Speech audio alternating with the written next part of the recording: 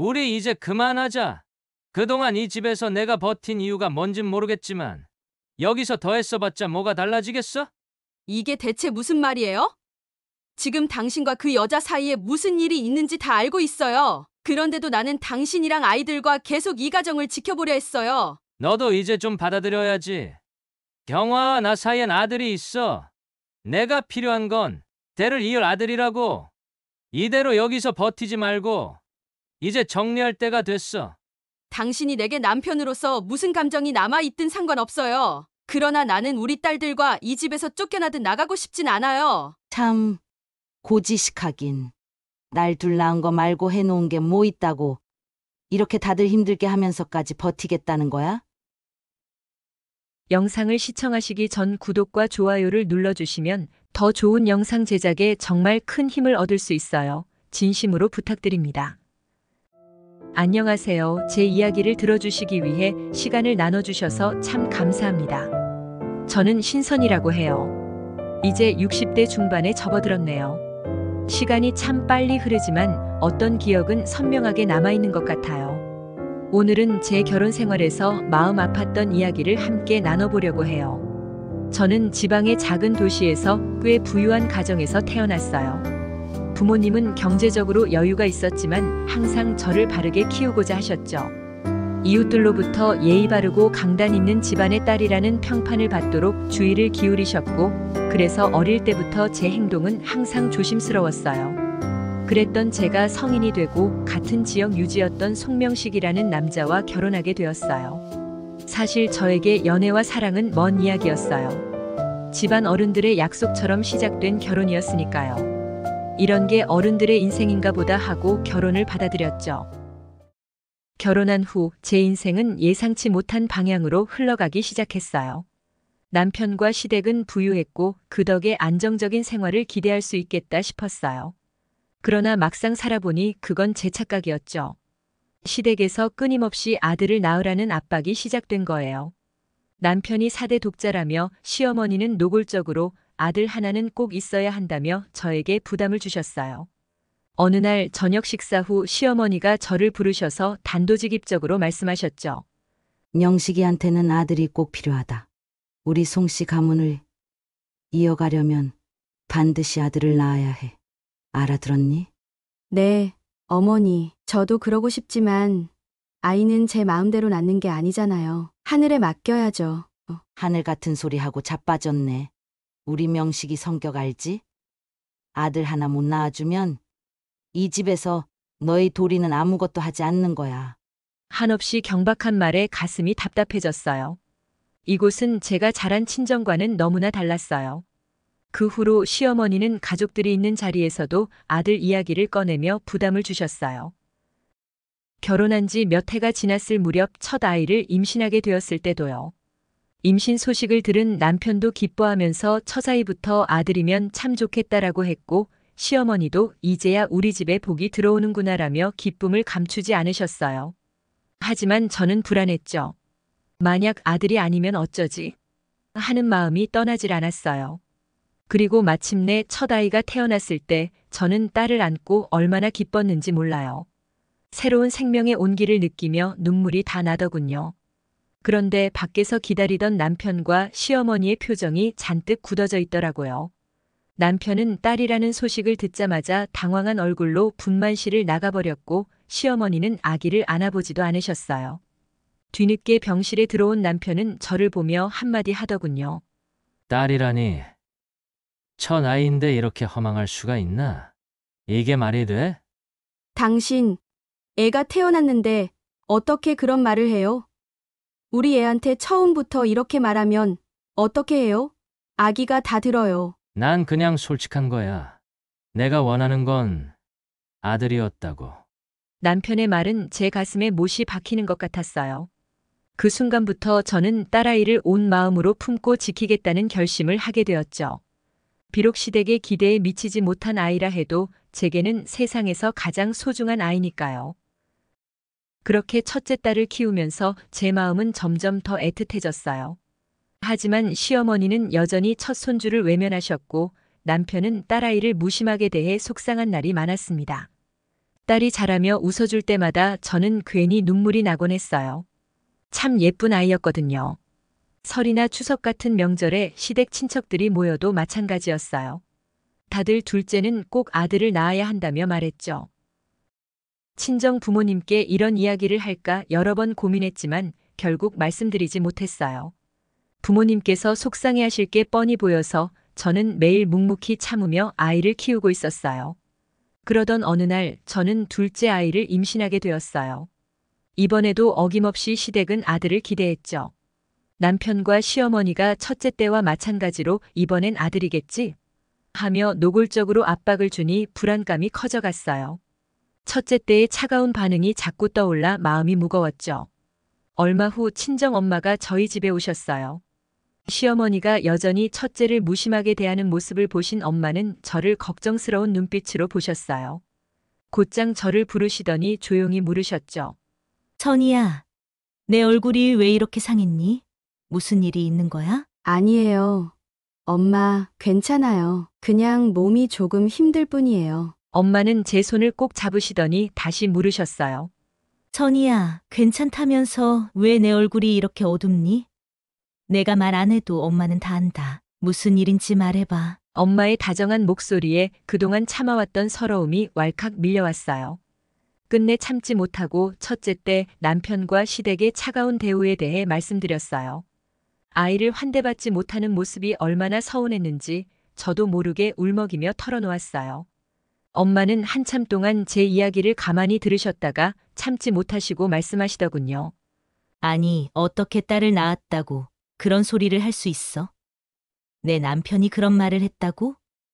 그리고 시어머니가 우리 손주를 안아보지도 않았다고? 엄마, 저도 어쩔 수 없잖아요. 제가 그냥 잘 버텨보려고 해요. 부모님 속상하실까봐 지금까지도 말씀 못 드린 거예요. 엄마는 화가 치미는지 한숨을 내쉬시며 강하게 말씀하셨어요. 내가 그렇게 참고 있었구나. 참는 것이 항상 정답은 아니야. 이 집안 사람들이 우리 딸을 이렇게 힘들게 한다니. 내가 가만두지 않을 거야. 그날 친정 엄마는 곧장 시어머니를 찾아가 따지셨어요. 시어머니 앞에서 차분한 듯 말씀하셨지만 그 눈빛은 매섭고 단호했어요. 차돈어른, 저 손주는 제 손주이기도 합니다. 그 아이를 안아보지도 않고 오로지 아들만 낳으라고 며느리를 구박하고 모질게 대하며 괴롭히는 것이 이 집안의 규율인가요? 시어머니는 순간 당황하셨는지 멈칫하시더니 무심한 얼굴로 대꾸하셨어요. 사돈, 우리 집안은 그만큼 아들이 필요한 집안이니까요. 우리 아들이 4대 독자예요. 그런 며느리 때문에 대가 끊겨야 하나요? 엄마는 눈을 크게 뜨며 바로 응수하셨어요. 차돈어른, 제 딸은 이 집안의 며느리이지만 그 이전에 제 소중한 딸입니다. 이번에도 우리 딸과 손주가 이런 대접을 받으면 저도 가만히 있지 않을 겁니다. 그날 엄마의 단호한 말씀 덕분인지 시어머니는 그 뒤로 제게도 조심스러운 눈길을 보내셨고 저 역시 엄마 덕에 조금씩 마음이 편안해졌어요. 그 후 시댁의 차가운 시선이 아예 사라지진 않았지만 적어도 저는 제 아이들을 위해 끝까지 지켜낼 자신이 생겼답니다. 첫째를 낳고 시댁의 냉대를 받으며 지내면서도 둘째를 임신했을 때 저는 내심 이번엔 시댁도 기뻐하겠지, 남편도 조금은 달라지겠지 하는 기대가 없지 않았습니다. 그러나 첫째를 낳았을 때 잊을 수 없는 기억이 있어서 두려움과 불안은 점점 더 커져만 갔습니다. 그런데도 저는 스스로를 다독였어요.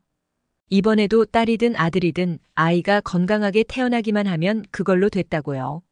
마음 한편에서는 아들 낳으라는 시댁의 차가운 말들만 없었어도 제 아이를 기쁘게 기다릴 수 있었을 텐데 하는 서운함이 떠나질 않았습니다. 그리고 마침내 둘째가 태어났고 그 아이 역시 딸이었죠. 갓 태어난 둘째 딸을 안고 얼마나 기뻤는지 몰라요. 제 아이가 건강하고 예쁘게 태어났다는 사실에 감사했어요. 그러나 저 혼자만의 기쁨이었을 뿐 시댁은 이번에도 저와 제 아이를 차갑게 외면했어요. 병실에 들어온 시어머니는 저와 딸을 내려다보며 얼굴을 찡그리시더니 차가운 목소리로 말씀하셨어요. 둘째도 딸이구만. 명식이 복도 참 없다. 이게 무슨 망신인가 싶다. 망조가 들었어.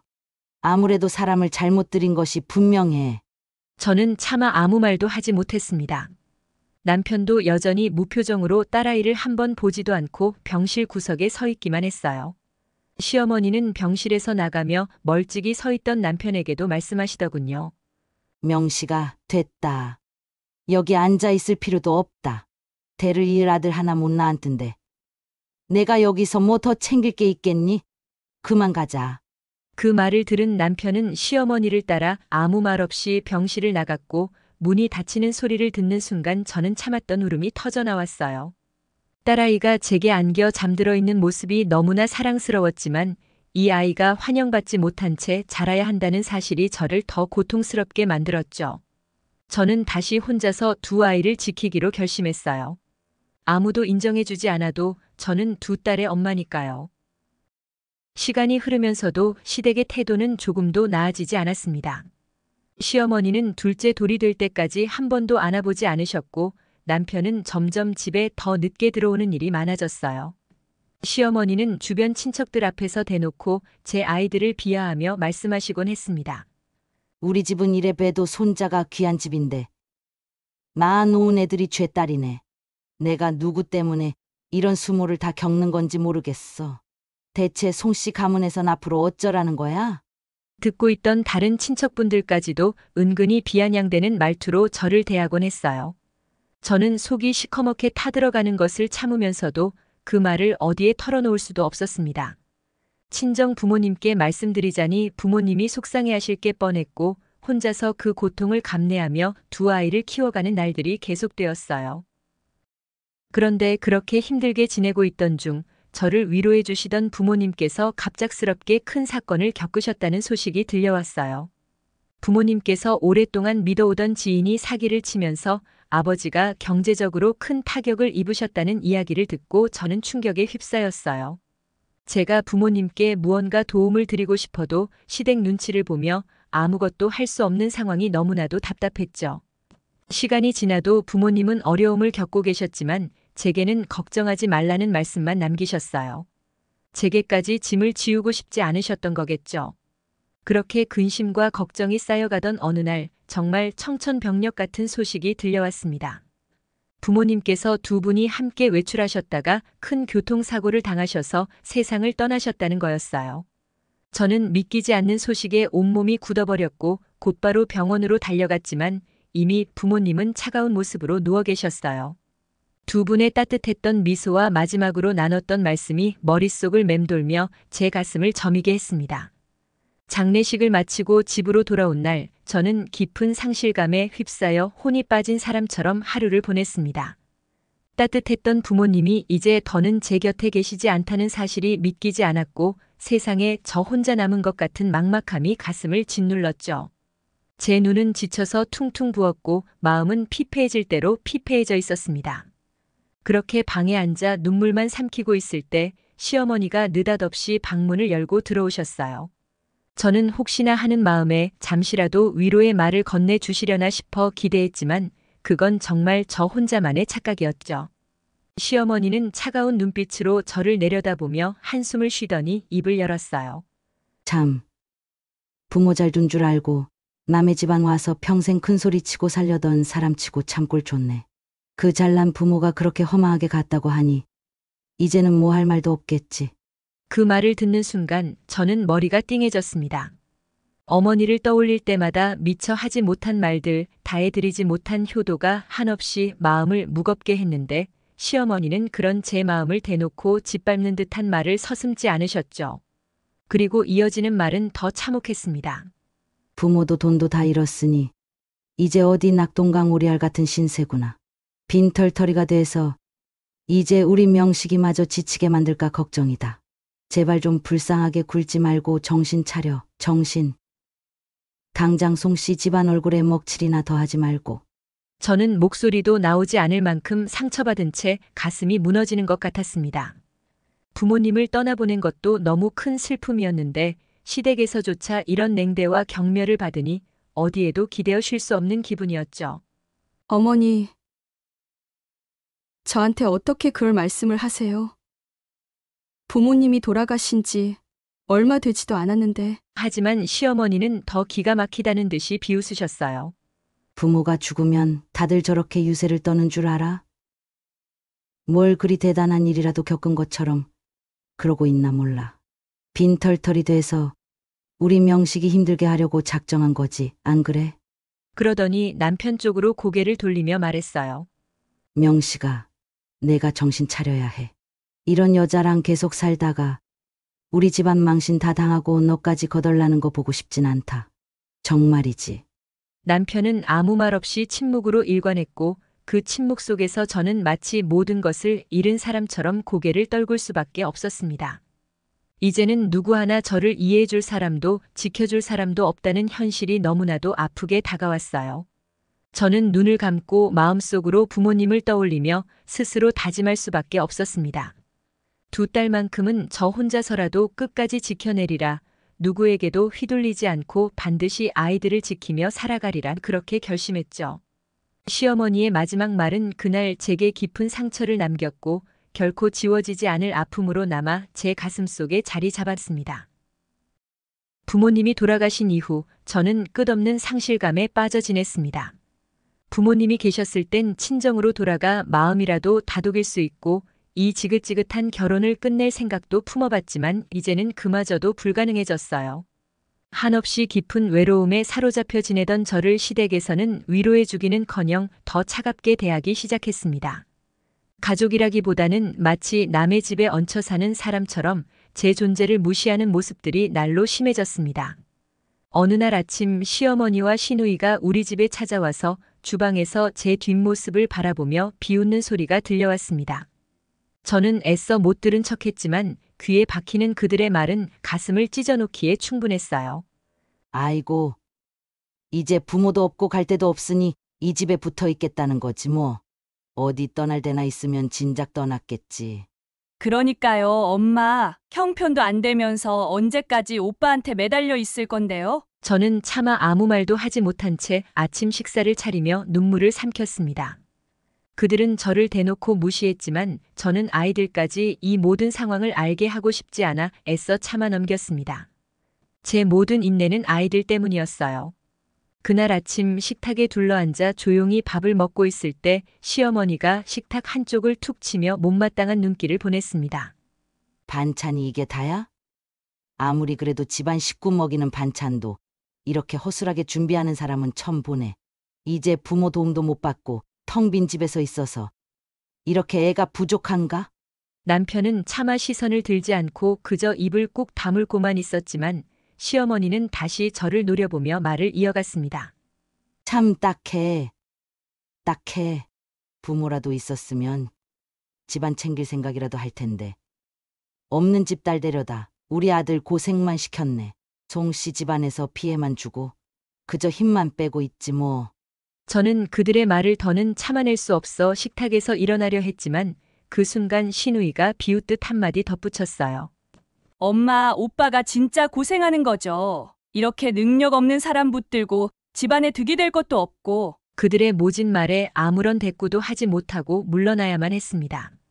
부모님이 계셨다면 이렇게 무시당하는 모습은 절대 보지 않으셨겠죠. 2딸이 저를 조용히 쳐다보는 것을 보고 저는 아이들에게까지 시댁의 냉대를 보여주고 있다는 사실에 눈물이 났습니다. 그럼에도 불구하고 저는 남편에게조차 기대할 수 없었어요. 그는 시댁과 저 사이의 갈등에는 아무 관심도 두지 않고 차라리 저와 부딪히지 않으려는 듯 점점 더 집을 피하고 있었습니다. 남편은 사업이 바쁘다며 밤늦도록 집에 들어오지 않거나 며칠씩 외박하는 일이 점점 많아졌습니다. 그러면서 집안일에는 아무런 관심을 두지 않는 것이 점차 익숙해졌죠. 그런 날들이 이어지면서 남편의 사업 파트너인 윤경화라는 여자가 자꾸 제 귀에 들려오기 시작했습니다. 남편은 사업 파트너로서 경화에 대해 유난히 칭찬이 많았고 밤늦게까지 함께 일하는 일도 잦다고 했습니다. 하루는 늦은 저녁에 돌아온 남편이 뜬금없이 경화 이야기를 하며 저에게 말을 걸어왔어요. 경화 씨는 정말 일 하나는 끝내주게 잘해. 꼼꼼하고 분석력도 뛰어나고 사업 감각도 탁월하고 성격도 굉장히 열정적이야.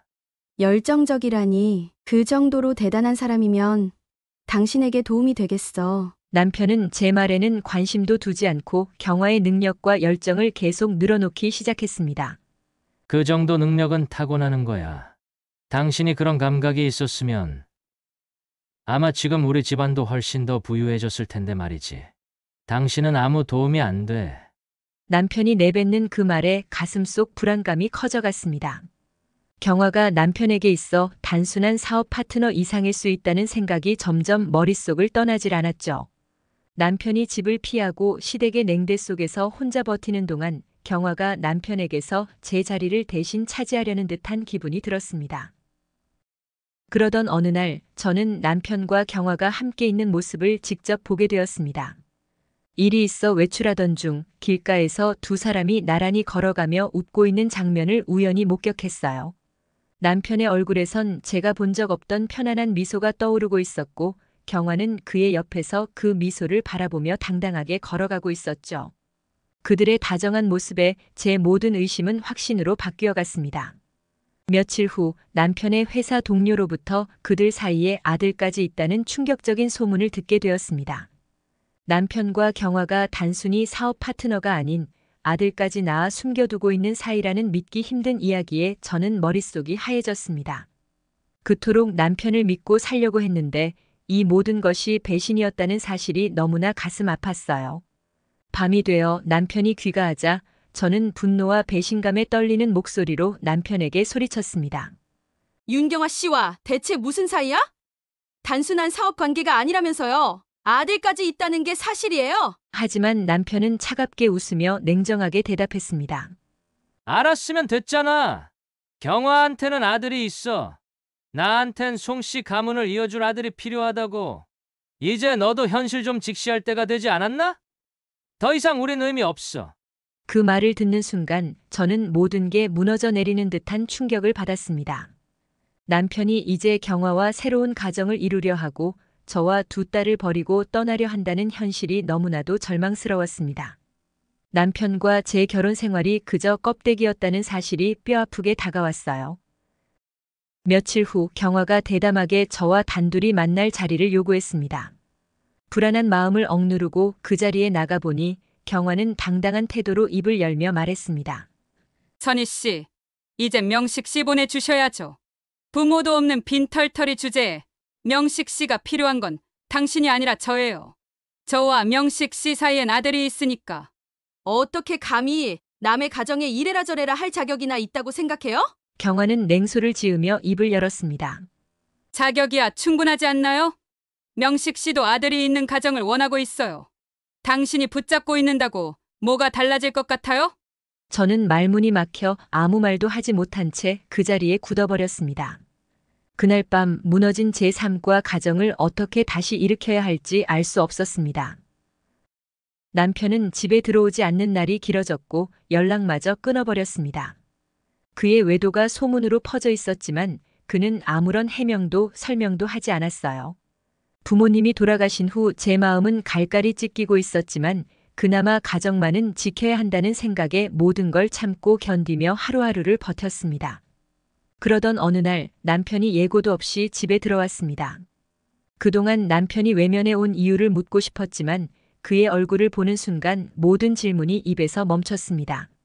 남편의 얼굴엔 차가운 냉소가 어린 듯 보였고 우리 사이에 남은 정조차 전혀 없는 듯 했어요. 그는 무거운 침묵을 깨며 본론을 꺼냈습니다. 우리 이제 그만하자. 그동안 이 집에서 내가 버틴 이유가 뭔진 모르겠지만 여기서 더 애써봤자 뭐가 달라지겠어? 이게 대체 무슨 말이에요? 지금 당신과 그 여자 사이에 무슨 일이 있는지 다 알고 있어요. 그런데도 나는 당신이랑 아이들과 계속 이 가정을 지켜보려 했어요. 남편은 피곤한 듯 한숨을 쉬며 손사래를 쳤습니다. 너도 이제 좀 받아들여야지. 경화와 나 사이엔 아들이 있어. 내가 필요한 건 대를 이을 아들이라고. 이대로 여기서 버티지 말고 이제 정리할 때가 됐어. 저는 속에서 화가 치밀었지만 가정을 지켜야 한다는 생각에 이혼을 받아들일 수 없었습니다. 당신이 내게 남편으로서 무슨 감정이 남아있든 상관없어요. 그러나 나는 우리 딸들과 이 집에서 쫓겨나듯 나가고 싶진 않아요. 이혼 같은 건 생각도 하지 마세요. 남편은 기가 찬 듯 저를 비웃더니 쓴웃음을 지었습니다. 너는 참 고집스럽구나. 그 고집으로 어디까지 버틸 수 있을지 한번 두고 보자. 그때 시어머니가 방으로 들어와 남편 곁에 서더니 차가운 시선으로 저를 노려보며 한마디 덧붙였습니다. 참 고지식하긴. 날 둘 낳은 거 말고 해놓은 게 뭐 있다고 이렇게 다들 힘들게 하면서까지 버티겠다는 거야? 대를 잇는 아들 하나 없는 처지에 무슨 자부심이 남아있는 거냐고. 어머니, 제가 무슨 자부심으로 이러는 게 아닙니다. 그저 제 딸이 쫓겨나는 모습을 보고 싶지 않고 제가 지킨 가정에서 키우겠다는 겁니다. 이제라도 명식이가 정신 차리고 새 출발하겠다는데 너 혼자만 어리석게 굴지 말고 물러나는 게 현명한 거야. 그게 우리 집에 피해 덜 주는 길이고. 저는 시어머니와 남편이 함께 몰아붙이는 속에서 절대로 물러서지 않겠다는 결심을 더욱 단단히 했습니다. 이혼만은 절대 받아들이지 않겠다고 끝까지 고집을 부렸고 그렇게 싸움은 갈등만 남긴 채 끝나고 말았습니다. 그 후로 남편은 생활비조차 주지 않고 저와 두 딸을 철저히 외면했어요. 하루아침에 생활비가 끊기자 저는 깊은 절망에 빠졌습니다. 경제적 지원은 물론 시댁에서도 손을 내밀지 않으니 딸들과 제가 살아갈 방도가 막막하기만 했어요. 그렇게 하루하루가 더 궁핍해지며 밤마다 어떻게 해야 할지 고민이 깊어가고 있을 때 한 사람이 저를 찾아왔습니다. 바로 부모님이 살아계셨을 때 큰 힘이 되어주셨던 박씨 아저씨였어요. 오랜만에 뵙는 아저씨는 반가운 얼굴로 저를 맞으셨지만 이내 제 수척해진 얼굴을 보시고 깊은 한숨을 내쉬셨습니다. 선이야, 많이 힘든 것 같구나. 내 부모님 돌아가시고 난 뒤로 어찌 지내나 걱정도 많이 했단다. 저는 그간의 힘겨운 시간을 어떻게 버텨왔는지 남편이 외면한 것부터 생활비가 끊겨 딸들과 먹고 사는 일조차 버겁다는 이야기를 솔직하게 털어놓았습니다. 아저씨는 제 손을 꼭 잡으며 안타까운 표정으로 고개를 끄덕이셨습니다.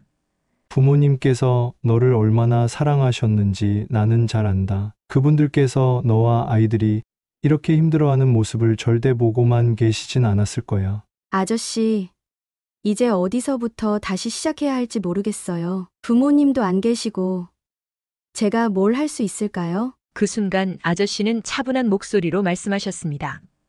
나는 내 부모님 덕분에 경제적인 안정을 얻을 수 있었어. 그리고 그 부를 이용해 부동산 경매를 배우며 재산을 쌓을 수 있었단다. 만약 내가 조금만 용기를 내준다면 나와 함께 그걸 배워서 다시 일어서는 방법을 찾아볼 수 있지 않을까 싶구나. 저는 그 말을 듣고 순간 놀랐습니다. 부동산 경매와 투자라니 저와는 너무 거리가 먼 이야기 같았죠. 하지만 그만큼 아저씨의 말에서 진심을 느낄 수 있었습니다. 아저씨, 제가 과연 그런 걸 할 수 있을까요? 너무 어렵고 생소해서. 박씨 아저씨는 따뜻하게 웃으며 제 어깨를 다독이셨어요. 부모님이 살아계셨다면 아마 너도 충분히 할 수 있다는 격려를 해 주셨을 거야. 선이야, 내가 아이들을 위해서라도 다시 시작해야 한다면 이 방법도 생각해봐. 내가 곁에서 돕겠다. 저는 아저씨의 제안에 비로소 마음 한구석에 한 줄기 희망이 피어나는 것을 느꼈습니다. 저와 두 딸을 위해 이대로 무너지지 않고 다시 일어나야 한다는 생각이 점차 확고해졌어요. 그날 이후 박씨 아저씨는 부동산 경매와 투자에 대해 하나하나 가르쳐 주셨고 저도 새로운 삶을 위해 차근차근 준비하기 시작했습니다. 부동산 경매에 처음 발을 들였을 때는 정말 막막했지만 박씨 아저씨가 기초부터 차근차근 가르쳐 주신 덕분에 점차 감을 잡기 시작했습니다. 처음에는 적은 금액으로 조심스럽게 시작했지만 생각보다 빠르게 낙찰을 받으며 제 경매 감각이 드러나기 시작했죠. 아저씨는 경매 하나하나를 성사시킬 때마다 옆에서 격려해 주셨고 어느 날 제 성과를 지켜보며 흐뭇하게 말씀하셨어요. 선이야, 너 정말 대단한 감각을 가졌구나. 경매를 시작한 지 얼마 되지 않았는데 이렇게 감각을 발휘하다니 타고난 재능이 있나 보다. 정말 그렇게 생각하세요? 아저씨가 도와주지 않으셨다면 시작조차 못했을 거예요. 박씨 아저씨는 웃으며 고개를 끄덕였습니다. 내가 한 건 도움을 조금 준 것뿐이지. 이젠 너 혼자 충분히 해낼 수 있어. 지금처럼 배운 대로만 해도 너와 아이들이 부족함 없이 잘 살 거야. 그 말을 듣고 제 마음에 자부심과 희망이 차오르기 시작했어요. 이후 경매장에서 제 결단력과 감각은 날로 발전했고 시세보다 저렴하게 낙찰받은 물건들은 이익이 큰 거래로 이어지며 자산이 점차 불어났습니다. 부동산 경매는 이제 단순한 도전이 아닌 성공의 기회로 다가왔고 제가 거둔 성과는 주변에서도 주목할 만큼 눈에 띄기 시작했죠. 처음 몇 건의 거래로 얻은 수익은 크지 않았지만 저는 계속해서 경험을 쌓으며 매입과 매도를 반복했습니다. 물건 하나하나를 분석하고 가치를 판단하며 수익성 높은 거래를 성사시킬 때마다 경매 시장에서 제 존재감이 확실해졌습니다. 시장을 보는 눈과 가치 평가에서 두각을 나타내기 시작하면서 점차 큰 수익을 올리는 건들도 나타났고 제 자산도 급격히 늘어나기 시작했습니다. 이제 저는 제 두 딸과 함께 더는 경제적 걱정 없이 여유롭고 안정된 생활을 누릴 수 있을 만큼의 자산을 축적하게 되었습니다. 부동산 경매와 투자를 통해 성공을 거두며 제 삶은 완전히 변했습니다. 한때 생활비 걱정에 불안했던 시절이 있었지만 이제는 그 모든 걱정을 떨쳐내고 제 손으로 두 딸의 앞날을 마음껏 응원할 수 있게 되었어요. 각고의 노력을 통해 얻은 수익으로 이제는 우리 셋이 여유롭고 행복한 생활을 할 수 있게 되었죠. 두 딸이 원하는 꿈을 마음껏 펼칠 수 있도록 지원해 줄 수 있다는 생각에 하루하루가 뿌듯하고 행복했습니다.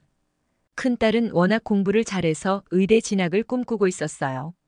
제게 의대 진학이란 등록금이 많이 들고 긴 학업 기간이 필요한 만큼 큰 부담이 될 거라는 걸 딸도 알았는지 저에게 조심스럽게 말문을 열었습니다.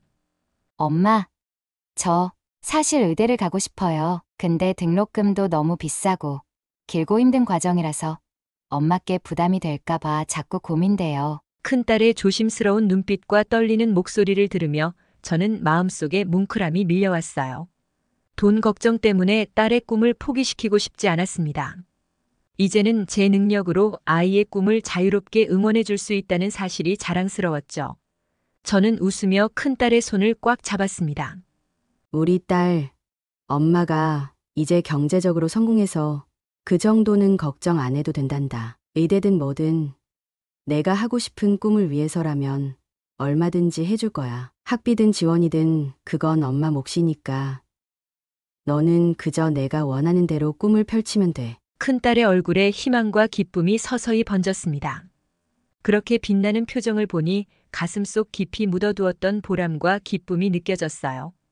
부모님이 살아계셨다면 큰딸의 꿈을 위해 무엇이든 지원해 주셨을 거라 믿었기에 이제 그 역할을 제가 당당하게 해낼 수 있다는 사실이 저를 한층 강하게 해주었습니다. 큰딸은 의대 진학을 위해 더욱 열심히 공부에 매진했고 저는 딸의 노력을 묵묵히 응원하며 필요한 지원을 아끼지 않았습니다. 또 다른 기쁨은 작은 딸이었습니다. 작은 딸은 새로운 문화와 다양한 경험을 하고 싶어 했고 언젠가 해외에서 공부하며 유학을 해보고 싶다고 말하곤 했어요. 그동안 비용이 걱정되어 쉽게 말을 꺼내지 못한 채 저를 지켜보던 작은 딸도 결국 용기를 내어 자신의 꿈을 고백했습니다. 엄마, 저 사실 외국에서 공부하고 싶어요. 가고 싶은 학교도 있는데 엄마께 큰 부담일까봐 얘기하기가 좀 망설여졌어요. 작은 딸이 고민 끝에 내뱉은 말에 저는 미소를 지으며 작은 딸의 손을 다정히 잡았습니다. 우리 딸, 이제는 그런 걱정하지 않아도 돼. 너도 하고 싶은 것, 가고 싶은 곳이 있다면 얼마든지 가도 돼. 외국에서 공부하는 것도 엄마가 충분히 지원해 줄 수 있어. 이제는 너희가 어떤 꿈을 꾸든 고민하지 말고 마음껏 해보렴. 작은 딸은 놀란 얼굴로 저를 바라보더니 이내 환한 미소를 지으며 기쁨을 감추지 못했습니다. 그 모습이 마치 새의 날개를 단 듯 자유로워 보였고 저는 두 딸에게 마음껏 꿈을 펼칠 수 있는 기회를 줄 수 있다는 것에 가슴이 벅차올랐습니다. 이제는 큰딸이 의대에 진학해 의사로서의 길을 준비하고 작은 딸도 해외에서 다양한 문화를 경험하며 유학 생활을 통해 성장해 가고 있습니다. 두 딸의 꿈이 점점 현실로 이루어지는 모습을 보며 저는 이 모든 시간이 감사하게만 느껴졌습니다. 과거의 고통과 어려움이 우리 앞날을 막을 수 없다는 것을 증명하듯 두 딸이 각자의 길을 당당히 걸어가고 있었죠. 가장 소중한 건 더 이상 돈이나 환경 때문에 아이들이 꿈을 포기하지 않아도 된다는 사실이었습니다.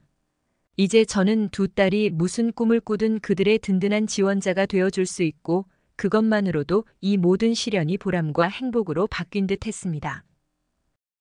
부동산 경매와 투자에서 성공을 거듭하며 이제 저는 투자자들 사이에서 전설처럼 여겨지는 인물이 되었습니다.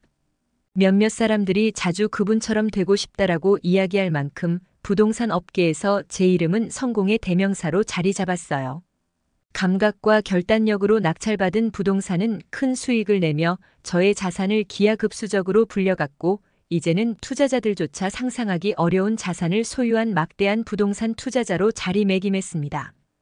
그러던 어느 날 부모님 생전부터 인연을 이어온 박 이사님이 저를 찾아오셨습니다. 오랜만에 뵙는 박 이사님은 제가 성공한 모습을 반가워하셨지만 그 미소 뒤에는 무거운 이야기를 전할 준비를 하고 있는 듯 했습니다. 잠시 후 박 이사님은 제 앞에서 고개를 살짝 숙이며 진지하게 입을 열었습니다. 선희 씨, 이렇게 성공한 모습을 보니 정말 뿌듯하고 기뻐요. 지금 업계에서도 선희 씨 이야기는 하나의 신화처럼 회자되고 있죠. 그런데 오늘은 한 가지 전해야 할 이야기가 있어 찾아왔습니다.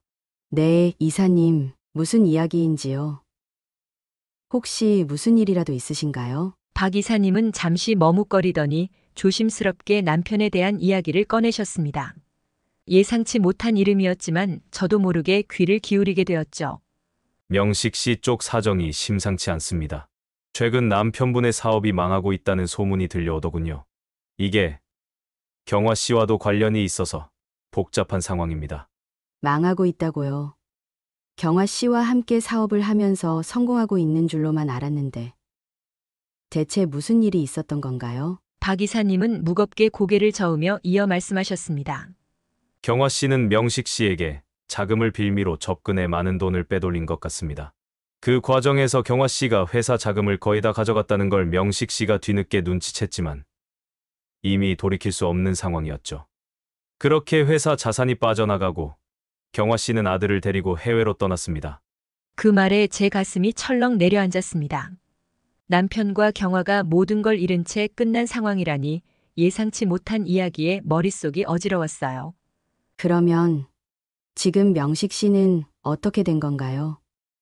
경화 씨가 자금을 빼돌렸다면 그나마 남은 자산은 있을까요? 박 이사님은 한숨을 내쉬며 고개를 가로저었습니다. 명식 씨의 사업은 겉으론 성공처럼 보였지만 대부분 대출과 경화 씨가 제공했던 자금으로 운영됐던 것 같습니다. 경화 씨가 자금을 빼돌린 뒤 남겨진 건 빚더미뿐이고 회사는 이제 오늘 내일 문을 닫아도 이상하지 않을 형편이라 들었어요. 한때 그렇게 사업을 키웠던 사람이 이렇게 되는 건 참 안타깝긴 하네요. 저는 깊은 침묵에 빠졌습니다.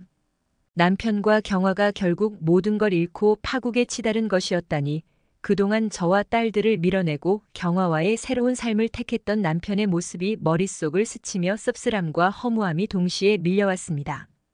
박 이사님은 저를 한동안 지켜보시더니 조용히 한마디 덧붙이셨습니다. 당신이 이렇게 강하게 일어서 준 게 얼마나 다행인지 몰라요. 이제 당신을 업계에서 모르는 사람이 없습니다. 그때 남편 쪽이나 시댁이 선희 씨의 가치를 알아봤다면 어땠을까? 그런 생각도 해보게 되네요. 저는 고개를 끄덕이며 감사한 마음을 담아 인사드렸습니다.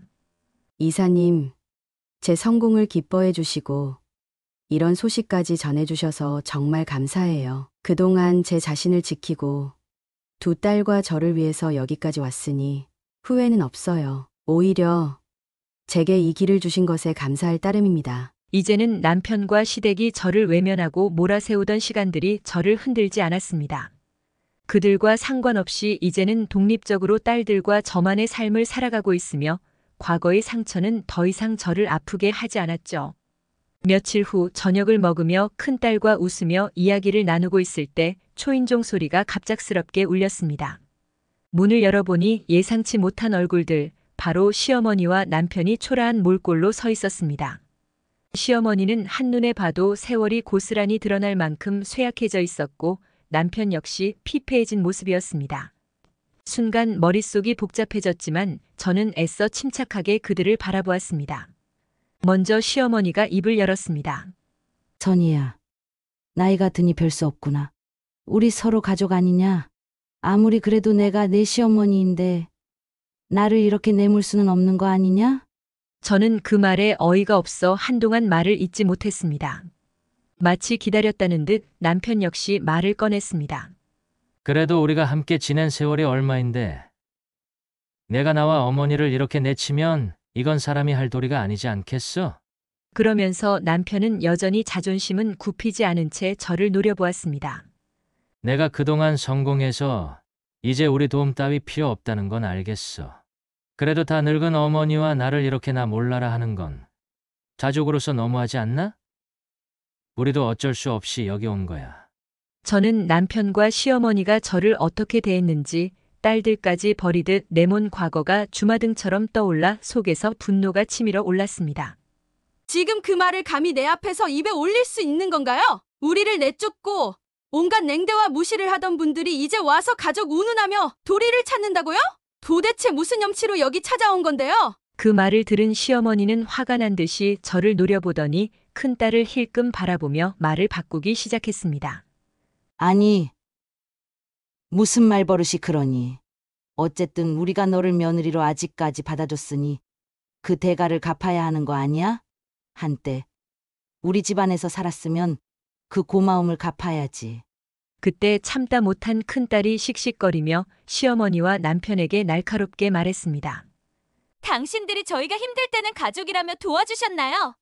엄마가 모든 걸 희생하면서 이 가정을 지키려고 할 때 도와주신 적 있으세요? 이제 와서 가족이라뇨. 참 뻔뻔하네요. 시어머니는 큰딸의 말에 얼굴이 굳었지만 이내 차갑게 웃으며 딸의 얼굴을 쳐다보았습니다. 너가 바로 내 손녀구나. 그래, 똑똑하게 컸겠지. 이제 뭘 하고 있니? 그래도 우리 집안 피가 흐르니 분명 훌륭하게 되지 않았겠어? 저는 기가 막혀 차마 말을 잇지 못하고 있었고 큰딸도 황당한 얼굴로 대답했습니다. 전 의대 졸업하고 이제 수련회 하고 있어요. 그런데 그게 무슨 상관이죠? 시어머니는 그 말을 듣자 표정이 확 풀리며 기쁨을 감추지 못하고 두 손을 잡았습니다. 그럴 줄 알았다. 내 손녀답게 잘 컸구나. 역시 피는 못 속이는 법이지. 할머니가 찾던 자랑스러운 손녀였구나. 이렇게 기특할 수가 없네. 큰딸은 그 말을 듣고 더 이상 참지 못하고 쓴웃음을 지으며 쏘아붙였습니다. 꿈 깨세요. 저는 당신 같은 할머니 둔 적 없어요. 엄마가 우리한테 다 해줬고 우리 엄마가 전부예요. 그런 말씀하실 자격 없으세요. 시어머니는 얼굴이 굳어졌고 남편은 아무 말도 못한 채 시선을 피했습니다. 저는 그들에게 쌓였던 감정이 폭발하듯 입을 열었습니다. 내 손녀라니요. 내가 당신들 때문에 얼마나 고생했는데 이제 와서 내 딸이 자랑스러운 손녀라니 기가 막히네요. 당신들은 남편이고 시어머니고 가족이고 뭐가 없어요. 저와 제 딸들은 이제 당신들이랑 아무 관계도 없어요. 그리고 그렇게 원했던 이혼 이제 해줄 테니 당장 내 집에서 나가세요. 남편과 시어머니는 그제야 충격에 사로잡힌 얼굴로 멍하니 서 있었습니다. 두 사람의 뒷모습이 멀어져 갈 때까지 저는 단호하게 서 있었습니다. 그들이 떠나자 큰딸은 조용히 제 어깨에 손을 얹으며 위로하듯 말했습니다. 엄마, 이제 정말 끝난 거예요. 우리 셋만 생각하고 살아요. 더 이상 그 사람들이 우리를 흔들게 둘 필요 없어요. 저는 깊은 숨을 내쉬며 딸의 손을 꼭 잡았습니다. 이제는 우리만의 삶을 지키고 그 누구에게도 흔들리지 않을 평화로운 날들이 시작될 거란 확신이 들었습니다. 그동안 저는 버림받았다는 사실을 인정하기가 싫었습니다. 남편의 외면과 시어머니의 냉대에도 끝까지 가정을 지켜야 한다는 생각 하나로 이혼을 거부해왔어요. 그들이 아무리 저와 아이들을 내몰아도 가족이라는 이름만큼은 지키고 싶었던 거죠. 그러나 이제 와서 돌아보니 그때의 저항이 무슨 의미가 있었을까 싶었습니다. 결국 그들에게 가족이란 아무런 가치가 없는 이름표에 불과했으니까요. 그렇게 저와 제 아이들을 소중히 여기지 않던 이들과 억지로 엮여 있으려 했던 그때의 제 모습이 후회스럽기까지 했습니다. 그래서 저는 결심했어요. 이혼을 통해 그들과의 법적 관계까지 깨끗이 정리하기로 했습니다. 오랜 시간 내 삶을 지배했던 무거운 이름을 떼어내기 위해 변호사를 찾았고 신속하게 모든 절차를 마무리했습니다. 그리고 한때 제 어깨를 짓눌렀던 그 무거운 짐을 내려놓고 마침내 자유롭게 제 길을 선택할 수 있는 위치에 서게 되었죠. 그날 이후 제 삶에 찾아온 해방감은 말로 표현할 수 없을 만큼 시원하고도 벅찼습니다. 이제 저는 제 두 딸과 더불어 제가 원하는 삶을 만들며 살아가고 있습니다.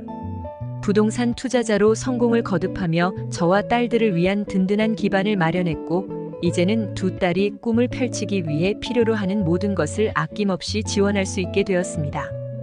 과거에 얽매이지 않고 오직 제 행복과 미래를 위해 걸어가는 지금, 저는 그 어느 때보다 자신감에 넘치고 행복합니다.